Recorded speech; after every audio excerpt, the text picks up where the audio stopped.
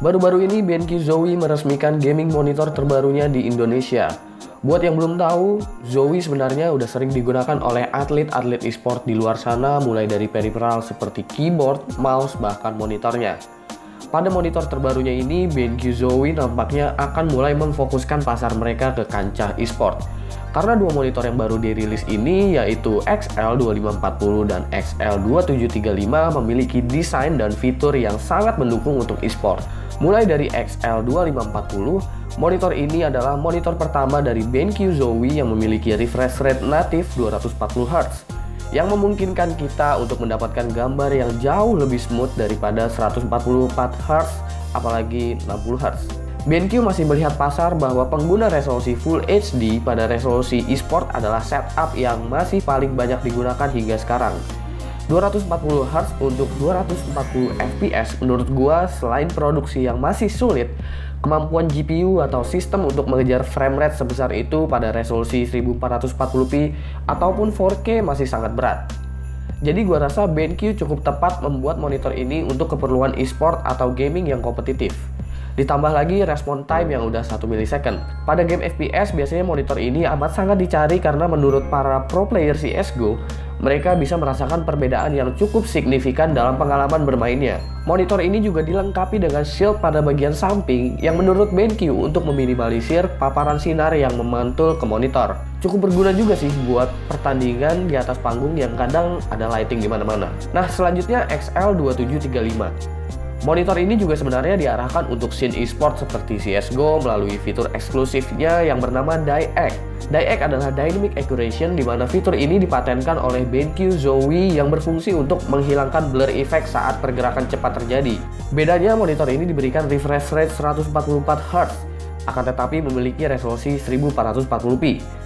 Jadi gua rasa monitor ini nggak cuma untuk gaming yang hanya fokus ke kompetitif scene seperti XL2540, tapi juga masih bisa diajak ngegame dengan grafik dewa seperti game AAA yang memang masih jarang banget ada yang nyentuh 200 fps pada resolusi 1440p.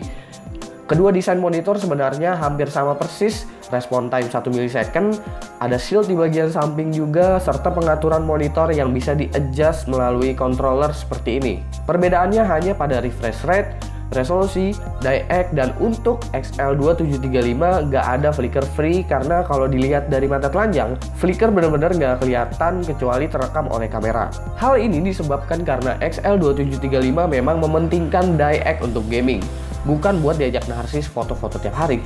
Jadi kalau disuruh pilih antara XL2540 dan XL2735, kira-kira kalian pilih yang mana? Silahkan komentar di bawah. Gue juga ngewawancarain salah satu player sekaligus manajer dari Boom ID, yaitu pro CSGO team dari Indonesia, buat tanya-tanya pengalaman mereka menggunakan kedua monitor ini seperti apa.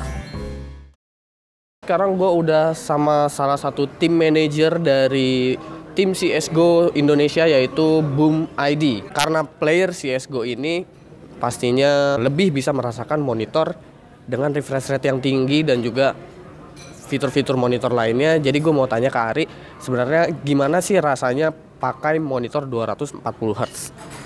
Yang pasti tuh lebih smooth ya gambarnya, dan kalau kita bandingin dengan misalnya 75Hz atau 144Hz, yang jelas kalau kita pakai misalnya AWP itu lebih enak lihat musuhnya lebih jelas dan nggak ada miss kayak detail-detail rendernya lebih jelas sih. Jadi lebih misalnya lebih enak aja, makanya lebih smooth, lebih licin lah. Lebih licin. Iya, lebih licin. Itu kan untuk 240Hz. Lu sendiri udah cobain belum untuk monitor yang dengan fitur DieEck-nya? Tapi refresh rate-nya kan 144Hz itu ya yang ada DieEck tadi. Nah, untuk yang DieEck itu gimana sih rasanya sebenarnya untuk di game-game FPS seperti CSGO? Yang DieEck juga lumayan, tapi agak beda sama 144 biasa ya. Nggak ada pixel-pixel yang hilang kalau kita pakai pergerakan cepat kayak nge-flick AWP gitu atau ngebanting tembakan, itu nggak ada ya yang hilang-hilang lah. Blurnya lebih halus. Berarti kalau memang musuh ada lagi jalan cepat atau gimana dari jauh, memang itu kita bisa ngelihat dengan jelas aja lah gitu ya. Ya. Intinya ngebantu nggak sih itu? Ngebantu dong, karena kalau dia jelas kan kita nggak ada data render yang hilang itu kayak nggak kebayang-bayang, jadi jelas solid jadi ininya objeknya buat kita tembak. Oh iya, kadang kan kita juga kalau misalkan ngeliat musuh dari jauh, kadang kita ngelihat kalau itu bukan orang, bukan player ya. Iya. Jadi kadang kita ngelihat kayak cuma itu barang aja atau itu tembok atau apa, padahal itu di situ ada orang gitu. Ya, itu yang membedakannya Hertz 175, 144 sama 144 biasa yang tadi juga itu gambarnya lebih solid. Jadi kita lebih bisa buat bedain kalau dari jarak jauh tuh, oh ini objeknya itu gitu. Jadi buat nembak tuh lebih enak. Tadi tanding juga ya Ri ya?